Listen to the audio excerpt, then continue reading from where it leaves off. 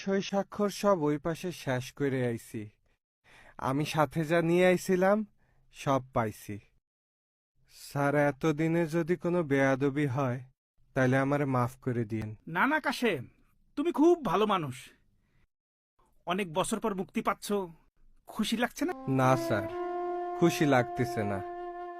দুনিয়াতে তো কেউ নাই, বাইরে যায় কি করব। এখানেই তো ভালো ছিলাম। 5 ওয়াক্ত নামাজ পড়তাম, জিকির আজগার করতাম, খাওয়া দাওয়ারও কোনো চিন্তা ছিল না। মানুষ খুন করা তো মহা পাপ। এ তো আমার দুনিয়ার সাজা খাটা শেষ হলো, আখেরাতের সাজা তো বাকি রয়ে গেছে স্যার। কেউ তো নাই, ভাবছি কোনো মসজিদে যেয়ে পড়ে থাকবো, আল্লাহর কাছে মাফ চাইবো, যদি আখেরাতের সাজা একটু হলেও কমে।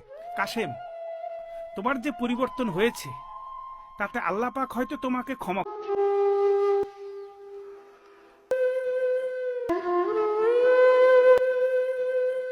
কিডা? চোহে কম দেহি, ভালো করে দেখতে পারি না। আপনি কিডা?